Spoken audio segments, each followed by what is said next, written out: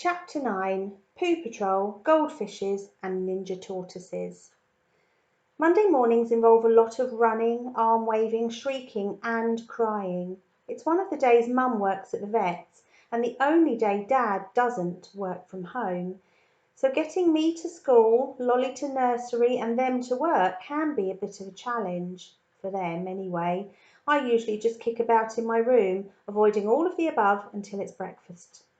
Well, that was before Flicker. On my first school day since the baby dragon had arrived, I was more panicked than Mum and Dad combined. My first job was poo patrol. I'd already learned the best way to deal with Flicker's poos was with a pair of oven gloves and a water pistol, just in case any had dried out to the point of detonation.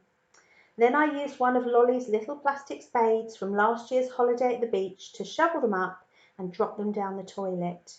Quick wash of the spade in the sink, and the worst job was done. The next thing was emptying out my toy box and lining it with some fresh paper and my old dressing gown.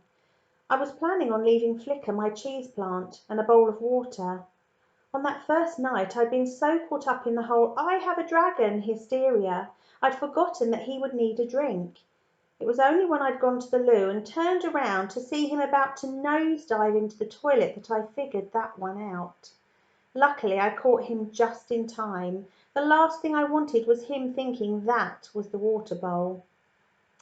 By the time I left for school I was pretty sure Flicker had everything he'd need to spend the day on his own in my room, but by the time I got to school I had a nagging feeling that I had forgotten something.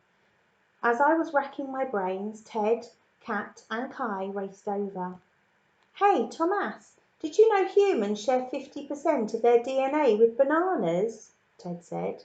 I didn't. "And they're herbs too, you know." "Humans?" "Bananas, they're herbs, not fruit." Well, I hadn't known that either, but then I wasn't sure anyone other than Ted knew this stuff. His head was full of it. I've known Ted since we were goldfish. I mean, not actual goldfish, but the size of them. When our mums found out they were pregnant, they went to this class where you find out what to do with babies. I've no idea what they learned, but it had something to do with llamas, I think. That's where they met, and so that's when Ted and I first met, although being squished inside our mums meant our first play dates were a bit limited. We were even due to arrive on the same day, which would have been pretty cool really, as we would have had the same birthday, but Ted went and barged his way out early. So he had a full 2 weeks with no best mate, which kind of serves him right. Cat and Kai we met on our first day at school. They're twins. Like me and Lolly, they genuinely seem to like each other. It doesn't stop them arguing, mind you, but if push comes to shove, if you mess with one, expect the other one to come wading in for them. So there's the 4 of us, and it's been like that since forever. "You okay, Thomas?" Cat asked. "Where'd you get all those scratches?" I rubbed my arm. Until Flicker had got the hang of his tail, every time he batted it about, the arrowhead end had gouged into my skin. Tom," I said hurriedly. "What about that?" she asked, pointing at my hand. I fiddled with the plaster. It was just a mild burn from my first poo patrol, before the oven glove. I'm rubbish at lying. I panic, and then my overactive imagination gets involved. For some reason, right then, Nana's tortoise, Jacko, popped into my head. Only he was a ninja tortoise with a jetpack.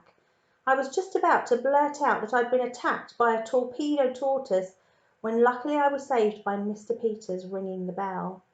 I lunged for the door, just managing to get in front of Liam I Rule the Universe Sawston. "Oi!" he wailed. "Sir, Thomas just elbowed me." I'd actually brushed his arm with the tip of my littlest finger, but Liam's not one to bother with details. Without hanging about to see if Sir was going to call me back, I ducked inside and made for our classroom.